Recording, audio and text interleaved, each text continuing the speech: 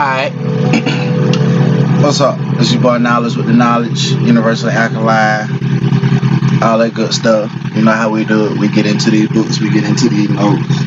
You know, it is what it is. We gonna excuse me. We're gonna talk about something that I know a lot of people deal with. Probably been dealing with it since they was a kid or teenager, adolescent, or when they, hormonal changes that kicked in. What I'm talking about is migraine.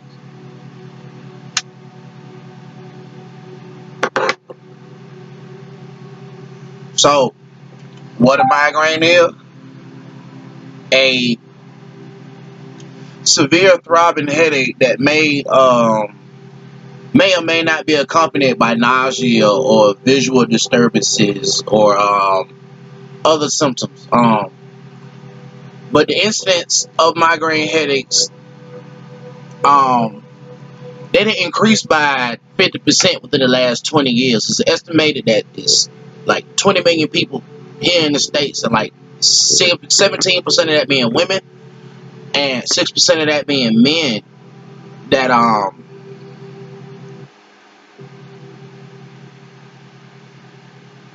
suffer and deal with migraines, and the most severe type of headache. Traditional research describe a migraine as a vascular headache involving excessive dilation or contraction of the brain's blood vessels. Um, it's more current research that gives other clues, like your single photon emission computerized tomography, or what's known as SPECT scanning. Um, is indicating that inflammation involved in the migraines is most notable in the meninges, and these are three membranes: the dura, the arachnoid, and the very inner layer of the membrane called the pia or the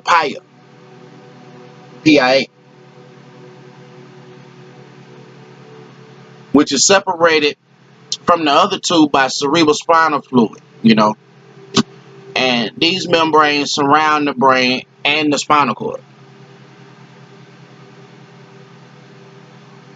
But it's not the inflammation of the meninges that lead to the pain of a migraine, but rather the abnormal nerve activity, stimulation of the trigeminal nerve, which goes from the brain to the head to the face.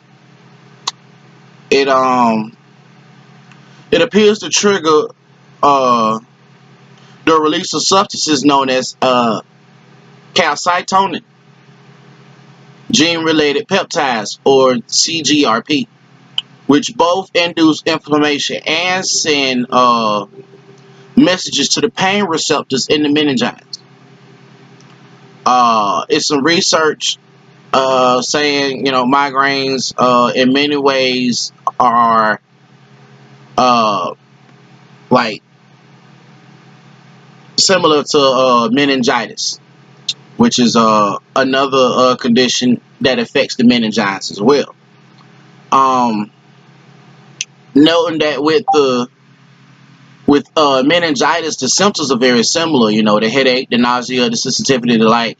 But meningitis is caused by either a viral or a bacterial infection. Now, migraines can occur anywhere, from once a week to once or twice a year, and they often run in families or what's known as clusters, or the term cluster headaches. Um, One factor behind the higher incidence of migraines in women may be due to the fluctuation of the hormone estrogen. You know, Women typically get migraines around the time of menstruation when estrogen levels are low. Migraines occur most often in people between the ages of 20 and 35. but they tend to decline with age. However, kids can get it too. Kids can have migraines too. And in children, the pain tends to be more diffuse versus it being a localized pain in a certain area. Um, Migraines can show up in childhood, not as headaches, but like colic, um, periodic abdominal pains. You know what I'm saying? Always, complaining of stomach ache, vomiting, dizziness, motion sickness. It's uh, it's 5 phases to a migraine. Like that first phase is like that the day a day or so, before the onset of a headache, you might notice a change in your mood or problem with your memory, something simple. You thought of it and then quick as you thought of it, forgot it. Um Alteration in one or all of your 5 senses. Um speech problems, you start stuttering or skipping over words or saying you think you're saying the sentence but you're missing out words, or your words are slurred. And then just before the headache, some people tend to see like flashes of lights and patterns, or like numbness in their hands and around their mouth, it get tingly or whatnot. That's called the aura, by the way. It's it's much like in the same way the auras that affect people who deal with seizures, epilepsy. Um, that aura is like the onset before the seizure, and it's the same way depending on what type of migraines you suffer from. But the ones with the aura, the flashing lights, the patterns, the numbness, that's called the classic migraine. And then you have migraines that you don't have the aura, you don't have the flashing lights, you don't have the numbness in the fingers or the tingling in the mouth, the numbing of the mouth and stuff like that. That's a common migraine. That's what those are called without the aura. And with the aura, those are classical. Just in case you didn't know what type of migraines you're having, now you know. And then that headache come and it's that severe throbbing pain, you did. And it may occur on one side and stay there, or it might go on both sides, or it might move from side to side. You know what I'm saying? Them are some called tension headaches. You know what I'm saying? Um, it also, you might get nauseous and the tenderness in the back of your neck and your scalp. You know what I'm saying? Like even moving your hair hurts because that's how bad your head is throbbing. Um, your eyes may become, very sensitive to light. Um,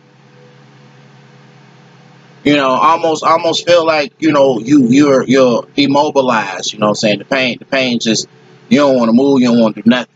The headache may dissipate, but the nausea is still around. So you're still nauseous, you're curled up in a ball and all that. Um, you may feel tired or lethargic. All you want to do is just lay around and sleep. Your head just it's just banging. It's like it's having its own rock concert up there, 24 hours at times, or whatever.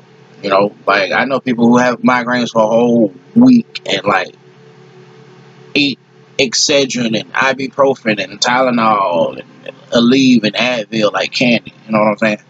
Like that's why I'm gonna give you the herbs once I finish these phases. So like with your other phase, you know, the person may feel tired, you know what I'm saying? Like I say, tired, lethargic, you know what I'm saying, want to sleep. It's like a number of things can trigger migraine, you know what I'm saying? A susceptible individual, it could be like allergies, constipation, stress, liver malfunction, too much, too little sleep.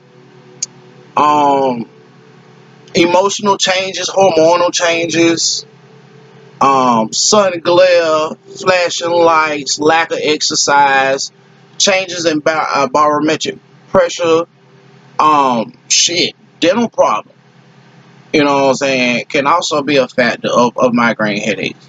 Like, shoot, think about it. If you got migraines and your wisdom teeth come cutting in, man, that's your head banging from the top and from the bottom. That's your whole head. It ain't letting up. Like your head in a whole vice grip. Low blood sugar is frequently associated with migraines. It's been studies that show that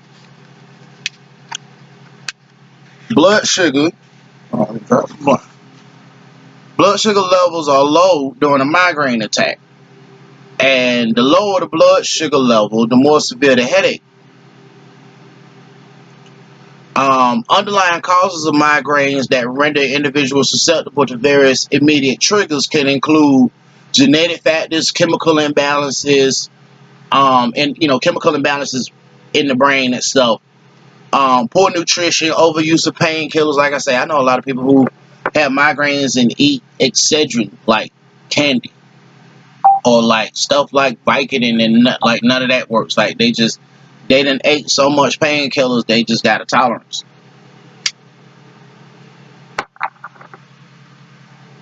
In a sense, instead of doing away with the migraines to where they're minimal or non-existent, it didn't do nothing but make them dependent upon a pill that barely or won't even fucking suppress the shit.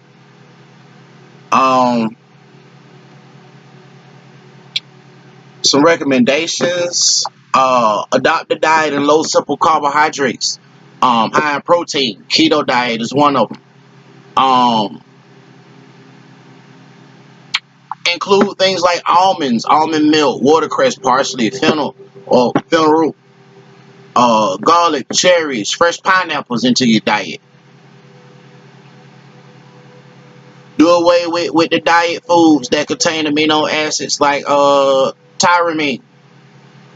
This includes aged meats, avocados, bananas, beer, cabbage, canned fish, dairy products, eggplant, hard cheeses, potatoes, raspberry, plums, tomatoes, wine, and yeast. Also avoid alcohol, aspirin, chocolate, monosodium glutamate, or what is known as MSG. Nitrates, you know what I'm saying, the preservatives that are found in hot dogs and lunch meat. Um, you got to go through a process of elimination, you know what I'm saying, to see if you have a particular allergy to some or all them foods, you know what I'm saying? Because what you put in is what you get out. And most people are like, oh, I got migraines, but nobody ever thought about trying to dig and figure out, okay, what is causing me to have a migraine? Or who is causing me to have a migraine? Or what things is causing me to have a migraine? Like, that's that process of elimination you got to go through. You got to learn what's your triggers, is what I'm saying. Get regular, moderate exercise. Like, I'm gonna tell you something that's dope. I'm glad I don't have to deal with headaches, let alone migraines. Um, but nature work wonders, man. Straight up. Get out and walk. I ain't saying you gotta hit the gym and all that. Get out and walk. Get your bike, ride a bike, get some fresh air. Open yourself up. You know, massage your neck and the back of your head daily. Like you gotta learn techniques to relax yourself that is gonna ease or take away tension from your body. You gotta massage your body. You know what I'm saying? Or you got to learn to soak. You got to get into things like aromatherapy, things that are going to physically loosen you up. Because you could be relaxed in the mind, but your body could be tense as hell. Or your mind could be tense as hell. It's overworking itself. Avoid salt and acid forming foods like meat and cereal, bread, certain grains. Avoid your fried food and fatty, greasy food. Because think about it. If you got a migraine headache, It's a blockage somewhere. It's a nerve. It's a receptor. It's not firing like it's supposed to. That cylinder ain't activating, so this mental engine ain't running at its optimal capacity. You got some kind of blockage. You got to figure out what that blockage is. Not oh, I deal with what's on the backside, but no, you got to find out what's causing this shit. Um, Eat small meals and eat small. You know what I'm saying? Eat pretty much eat smaller meals, but eat throughout the day. Um, Substitute your snacks for more nutritious snacks. You know what I'm saying, between the meals that you're eating, the smaller meals that you're eating throughout the day. Um, if needed, get help, you know what I'm saying? If needed to help stabilize, you know what I'm saying, wide swings in your blood sugar, that may precipitate a migraine. Especially avoid missing meals. So like I say, eat smaller meals throughout the day. You're gonna eat more, but they're smaller. So you constantly giving your body something to burn off. Because you gotta learn, you gotta let your body learn, okay, we gotta take this and boom, we're gonna use it. That way we ain't gotta eat on the reserves. Actually, we can start getting rid of some of the reserves because that's gonna become too much and we'll get backed up on that side.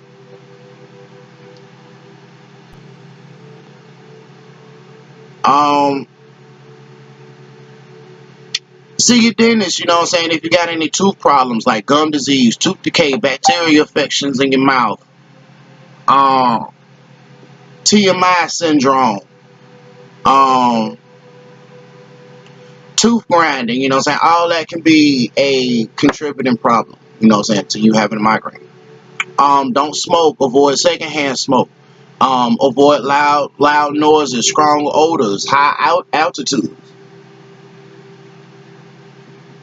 Like I say, the change in barometric pressure can have an effect up here. It can apply pressure or take away pressure depending on how high in the altitude you may be. Um,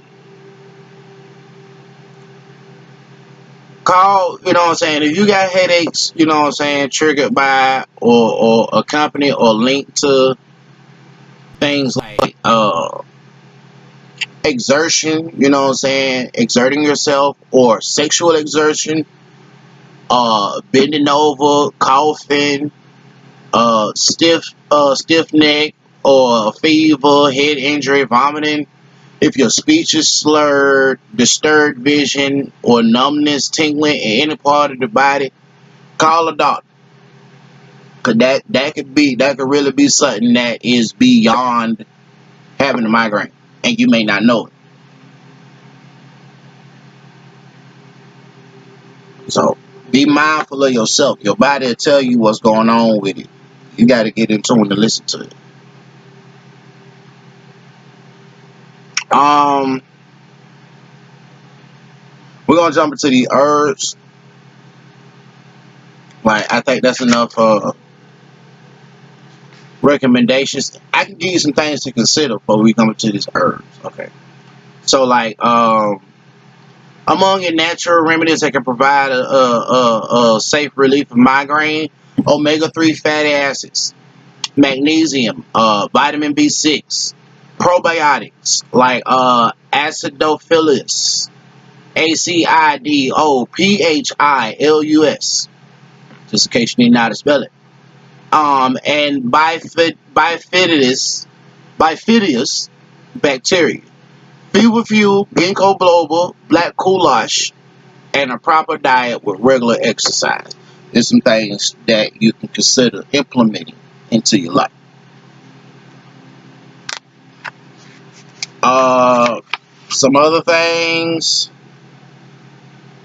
Migraines that occur in women may result in hormonal changes during menstrual cycle. And after menopause, the headaches usually tend to decrease. But women who suffer from migraines may benefit from the use of natural proestrogen cream. Um, It's a relationship between food indigestion and migraines that is in part based on allergic mechanisms. So, testing for IgE-specific food allergies appears to be helpful in selecting which people will likely benefit from the diet therapy involving eliminating your trigger foods. Um, in one study, people with migraines who eliminated some foods from their diet had a 66% reduction in headaches. So that's something to consider. Um, it's a study that shows that subjects were tested to see whether red wine was the cause of headaches.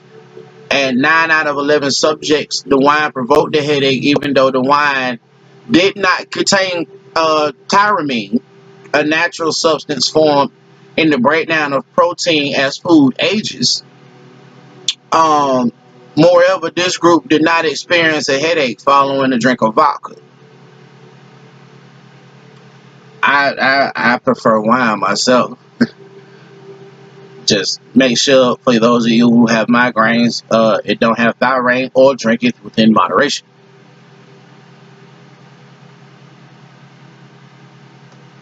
Music has a common effect and can help relieve migraines. I tend to seek and get lost in music a lot, and I don't deal with migraines. Music have power, frequency have power, vibrations have power. It has a healing effect, a calming effect. Um, some people find migraine relief by taking lecithin. It's a soybean derivative, and that people who took between 3 and 6 1200 milligram capsules when they felt the headache coming on had fewer and milder attacks of migraines. Some have done acupuncture and acupressure to control the pain of migraines. Um, there's 3 FDA approved over-the-counter medications to treat migraines. Excedrin migraine, which is a combination of aspirin, acetaminophen, and caffeine. Advil migraine and Motrin migraine pain. The last two are ibuprofen based.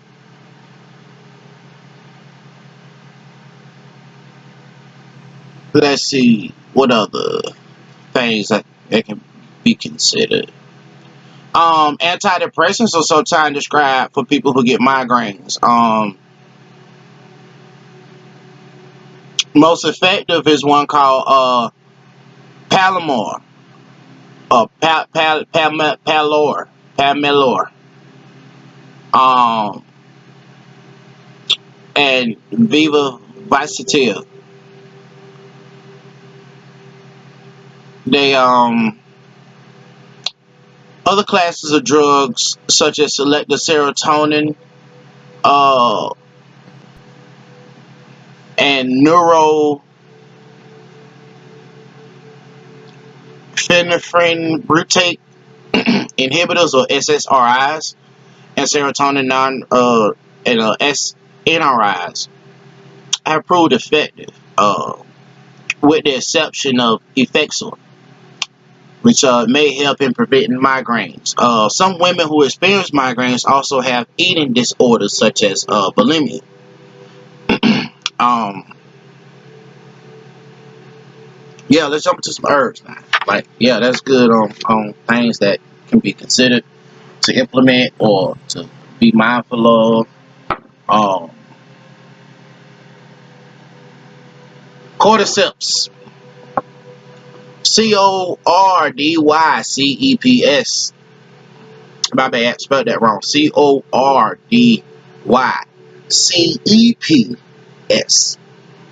Cordyceps.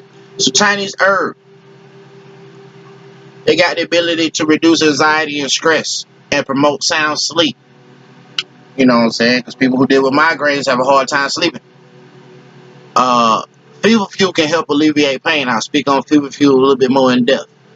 Ginkgo biloba It enhances cerebral circulation.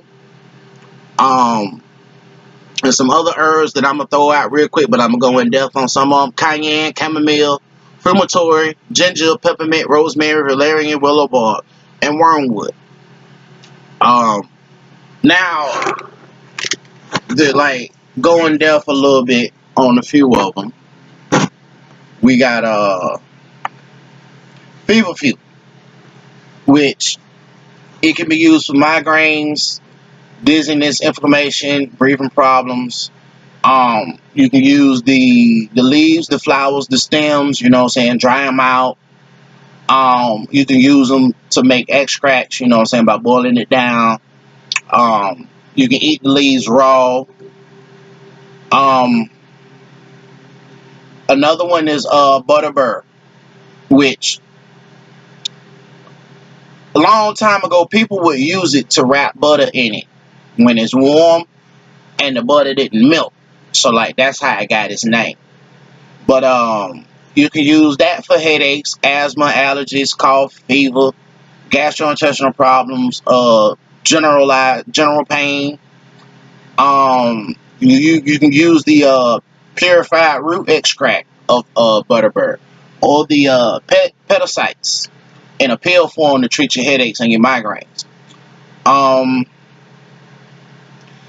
if you're gonna do that, do about 50 to 75 milligram doses twice a day. Peppermint is good. You can use it for spasms and toothaches, gastrointestinal problems, nausea. Um, you can use peppermint oil. The active ingredient in peppermint oil is menthol, and you can get it in its liquid form. You can also get peppermint tea leaves. If you like tea, I am an avid drinker of tea, as well as fresh juices. Like that's my thing, and water. Um, Willow or willow bark extract. They use it in aspirin. To be honest, it's a well-known over-the-counter pain reliever, and it has the ability to reduce fever as well as it's an anti-inflammatory. Um, the anti-inflammatory ingredient is called salicin, and it also has a effective antioxidant in it as well. Um, you can uh you can chew the bark. Like if you got a fever or you know what I'm saying, you got something inflamed or whatever, you know what I'm saying, or you got gout, that's get you some willow bark. Get you some willow bark extract and like literally take the bark and just chew it. Chew it. Cause see what you're not understanding? Yeah, you can get it in the capsule form. See the capsule form has gotta go through your they gotta go through your digestive system, you feel me? And your digestive enzymes is gonna eat a lot of that up. But if you get that bark and chew that bark, guess what? This is all up under your tongue, all up, roof of your mouth, you inside, all that, your jaw and all that stuff. It's going straight into your bloodstream, and it's going where it needs to go, versus having to go through your digestive system and then go into your bloodstream from there. So yeah, you got a fever, you know what I'm saying, you inflamed, your joints hurting, hot headache, willow bark root. Also for osteoarthritis, tendonitis, lower back pain, get it, chew it. For real. You can get it at a lot of health food stores. It's easy. Ginger. You can use ginger for headache, stomach pain, nausea, arthritis, cold and flu symptoms, neurological problems. It's well documented as a anti-inflammatory, antiviral, antifungal, and antibacterial. Um, you can use it fresh or the dried root. Or you can get it as a supplement or extract. But don't combine it if you're taking blood thinners because it can cause some potential harmful interactions with your drugs. You can get it in capsule form. You can get it in the tea. You know what I'm saying? Ginger tea. Um, Grocery store, pharmacy. It's everywhere. You can get the ginger root and just peel it back like a potato or whatever. Peel the skin off of it and chop it and put it in a pitcher of water and let it soak. and let it infuse into the water and drink straight ginger water. Caffeine.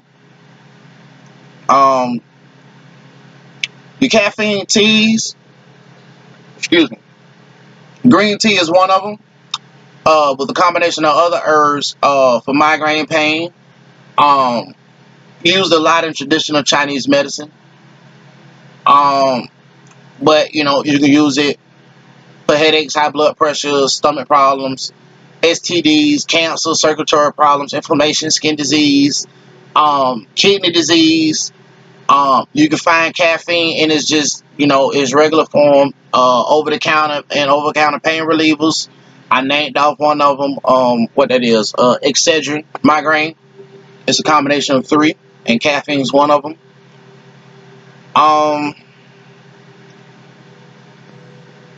a combination of 1,000 milligrams of acetaminophen and 130 milligrams of caffeine is helpful for migraines. However, caffeine withdrawal and caffeine intake can also be triggers for headaches and migraines as well. So you got to be careful. You got to be mindful of that. Valerian root, that's a good one. It's known as a heal all because, like, I call it a what it don't do because it do so much. But somewhat insomnia and headaches, heart palpitations, tumors, anxiety. Use it for your, like I said, use it for your headaches. Um, you can get it as a tea. You can get it as a supplement. A tincture. The dried root itself. Um, you can get the liquid extract in capsule form. Like valerian root, that should be in your herbs. Like I think I'm gonna have to do a what I'm gonna call a essential herb list video and tell you what herbs that, like, them should be in your arsenal. But I got you. A matter of fact, I'm that's gonna be the next one. Like, y'all finna get like 3 videos out of me today. That's what's up. Coriander seed. That's dope. My Spanish and my Latinos, they know about coriander seed or coriander. Yeah. But it can treat arthritis, diabetes. Um is very useful for being a remedy for migraine pain. It has an anti-inflammatory potential. You know what I'm saying? And it's been proved beneficial for people who have migraines. You can chew the seeds, or you can get the seeds and grind them up and use them for seasoning in your food, or you can take the tea and you can take the seeds and make tea out of it. Um, another way is taking the seeds and putting them in a pot or a bowl and boiling some hot water and pour that hot water over the seeds and inhale the steam from the infusion.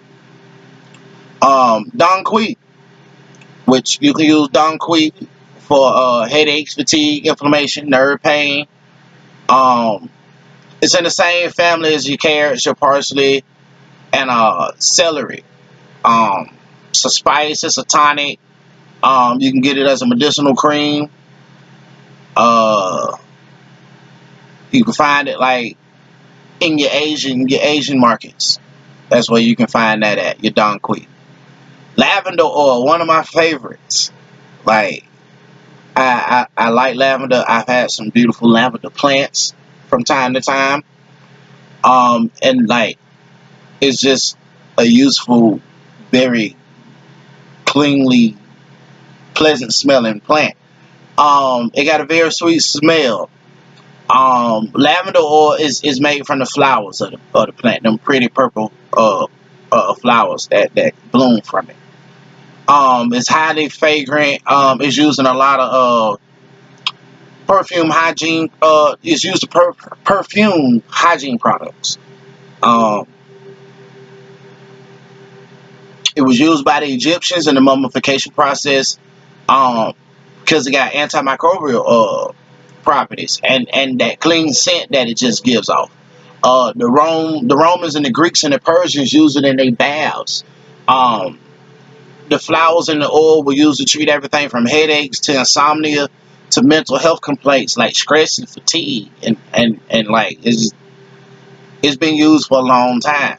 But if you got migraines, you can take lavender oil and inhale it, and that'll help relieve the symptoms quickly. You can use lavender oil, you know what I'm saying, breathe it in, or take it and dilute it in some water. Like put a couple of drops of lavender oil in like half a cup of water and dilute it, and take your fingertip and rub it on the sides of your temples.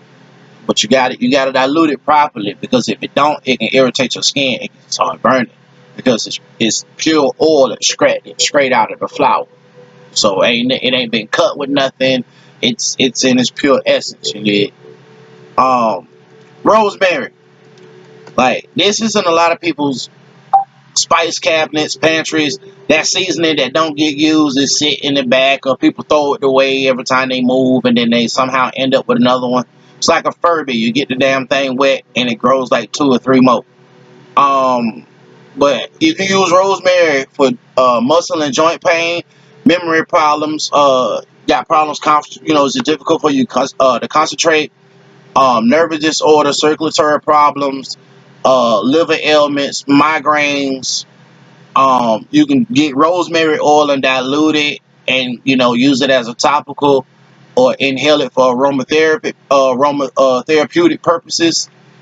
Um, you could take the leaves and dry them out and grind them, and like make capsules. If you into making capsules, like, that's some dope shit to do. Like, I have a capsule maker.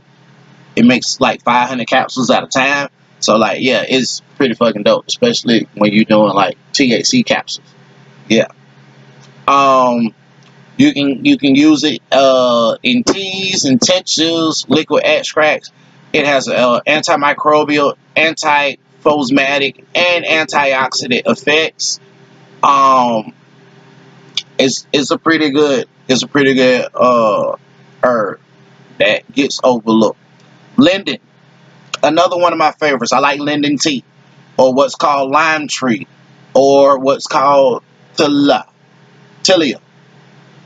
But it's been used a lot in European and Native and American cultures, as a medicinal tea. It's been used to calm nerves, ease anxiety, tension, inflammatory problems. Uh, you can take the blossoms of it and use it in tinctures, liquid extracts, capsules. Um, it's been shown to have a sweat-inducing and a sedative property. Um, it's being used to release tension and sinus headaches and calm the mind, as well as induce sleep. The flower's being used to relieve nasal congestion, as well as lower high blood pressure. So I talked about high blood pressure in another video. Linden is one you can put on the list. You can get linden tea. And now check this: if you're gonna get linden tea, make sure that's all it has is the linden tea leaves in it.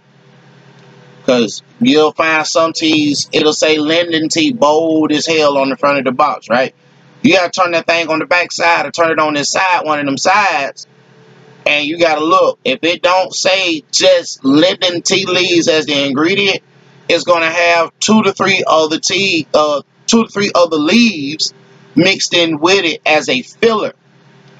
And if you want it as is, you gotta get it as is. So you gotta know to search for it, so you can see for yourself that it is what it is, and it's just that. Like, if I would have known I would have got to Linden in this video, I would have grabbed my tea from downstairs, and I would have showed you what to look for and what it looks like.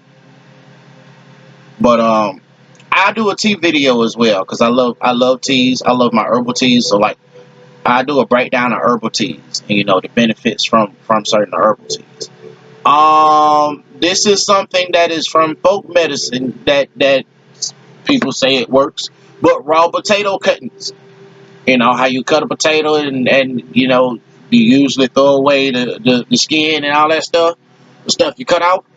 Well, some people take that and them thick slices of raw potatoes for calming migraine pain. Like, they'll take the slices and cloak them in a thin cloth, like a cheesecloth, and wrap it around the head or rub it directly on the on the temples to ease the tension and ease the pain. Uh, I don't know what that does. I'm interested to know. I'm gonna find out. Like, if anybody ever heard of it, message me please. Tell me about it. Horseradish, which you can use horseradish for bladder infections, kidney disease, respiratory pain, joint pain, arthritis, muscle strains. Um, you can use it, as an oil extract or dried or fresh root. Um, it has the ability to narrow the blood vessels that may aid in treating the migraine. Honeysuckle. You can use it for wounds, fever, colds, and viruses, inflammations, sores, infections. Honeysuckle has anti-cancer and antimicrobial powers. Um, Also, the anti-inflammatory properties in the leaves of it, the stems, and flowers itself of honeysuckle can provide pain relief similar to that of aspirin. So yeah, it's been shown to be effective against migraine pain. Mullein. Um, Mullein got some cool medicinal purposes. Anti-inflammatory, spasms, diarrhea, and migraines. You know what I'm saying? 'Cause that's what we talking about. We talk about the migraines, but like I'm also gonna tell you what all they gonna do. You know what I'm saying? Or what the bulk of what they're gonna do. Just other than migraines. Um, but you know what I'm saying? You can take the leaves and the flowers and use them for extracts. So if you like making capsules, or you can dry them out. Um, a lot of the tinctures are used in homeopathic therapy for migraine treatment. You know what I'm saying? That could be something you can consider. It's been shown to have diuretic properties. Um, you got one called yarrow root or yarrow. It's been shown to have pain relieving and anti-anxiety and antimicrobial properties. Um, it comes in a wide variety of forms. The root itself, like get it the way it is. You know what I'm saying? That way it's more potent. Tea berry, or what's known as wintergreen. Um, it's an edible plant, by the way. If you grow wintergreen or tea berry, like eat it, like or take it and take the leaves of it and soak it in some water. You know what you just made? Mouthwash, Listerine. I just dropped the jewel in your lap. Pick that shit up for you, scuff it up. Um, but I mean, you know what I'm saying? It's it got anti-inflammatory properties, and you can find tea berry as a tea, a tincture, or the oil extract. And if it's a lot of times in the oil extract, it's going to be labeled as wintergreen. Um, it's being used as an astringent as well as a stimulant to fight fatigue. Like, you ever smelled wintergreen oil or peppermint oil? Like, yeah, sniff that when you tired or you on the road. Like, get a bag of peppermints. I'm talking about them good old strong soft mint too. You know what I'm saying? Or them hard ones that you gotta suck on like a jawbreaker. Yeah, they'll keep you up. It's the menthol that's in it.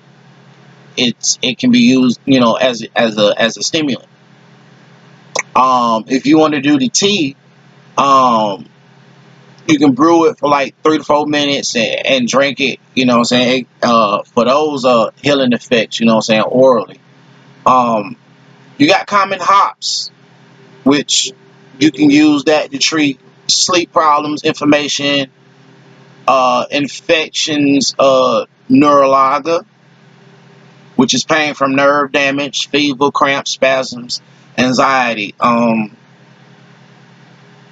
I've heard of common hops, or what's been known as hops. I've had some added to a what you call it, like granola based cereal. It has a sedative effect, which can help ease the tension off of a migraine. Melatonin has mildly sedative effect properties. Used to treat headaches and migraine pain, muscle cramps, stress, and tension. Can alleviate sinus headaches and congestion when used in combination with lime flowers and comfrey. Um, has a tonic-like effect on the body. Avoid if you're pregnant. You got Evodia, Evodia. Used for abdominal pain, headaches, diarrhea, vomiting. The fruit of the tree can reduce your blood pressure. It has anti-inflammatory and pain reducing properties in the fruit that can help ease migraine pain. Um, Pretty much like everything I'm gonna talk about, every ailment you'll start to notice once I get to the herbs and the food can correct a lot of this. It's that simple. I mean, in addition to the herbs, you know what I'm saying, a low fat diet, you know what I'm saying, you gotta learn to eliminate or limit the foods, you know what I'm saying, them IG, you know what I'm saying, foods and stuff. Um, you gotta understand your gut, or what's known as your primary brain. This is your primary. Your gut is your primary. This is your secondary. This is what's gonna tell you what the hell going on everywhere else. So you gotta improve things like your gut flora content. You know what I'm saying? You gotta get into the what's the things called? Your probiotics and gut health. Gut health is important. You gotta understand. I'm gonna have to break down gut health one day for you too. Um, Eat constantly to minimize low blood sugar. That way you don't have to deal with your sugar dropping on you and you're blanking out, or in this case you're having, you know what I'm saying, onsets of migraines because your body ain't got nothing in it. Um, if you're taking medications, combine your herbs with your medication. Just do your research so you don't have any interactions. Um, you got to consider tracking your triggers, your symptoms, the pain intensity, the duration of it. You know what I'm saying? Other factors that uh you know what I'm saying, you got to keep a journal of your migraines and stuff. Like if you want to beat this, you got to learn, you got to be you got to learn to be a tactician. You got to learn how to develop your ways to get through its defenses, because when it's on the attack, you ain't had them defenses, so now you got to build your defenses up, so when you go on the attack you got something to fall back on as well. But you got to catch it off guard and you got to penetrate it, you got to go through it. So like, oh yeah, another thing to consider, yoga. uh it's like it's some poses for um poses in yoga that are can be used to relieve migraine. One is called the supported child pose. You pretty much you're like on all floors but with a pillow in the middle of you. You know, like how your child go to sleep on the pillow on the couch and they be hanging out the sides of it. Another one is a supported bridge. Um, you can look these yoga poses up versus me trying to explain them to you. But the second one is the supported bridge, and just stay there, you know what I'm saying, for a few breaths. But you know what I'm saying, they say that pose can help relieve migraine pressure. And then the other one is the octi put on the block. Pretty much your head's elevated, your body's flat on the ground. You slowly turn your head from left to right. Well, yeah, I can see that taking that tension off of your neck and off of your scalp. Yeah. So that's pretty cool. So like, yeah, there goes some yoga stuff. You know what I'm saying? Yoga big, man. Like yoga do so much. Like In these cases, that's three that'll do, you know what I'm saying, to help you relieve your migraines, you dig? So like I'm finna end this.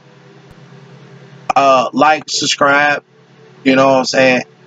Universally Alkaline on here on YouTube, Universally Alkaline on Facebook, um Chemical Control My Universe on Facebook, um Universally Alkaline at gmail.com if you wanna let me know you got something going on, and I'll do some research and hit you back from it from an herbal standpoint. You know what I'm saying, what you can do to alleviate or assist or, you know what I'm saying, add to. Um yeah, that's about it. I'm out. I love y'all. I appreciate y'all. Um, take care of yourself.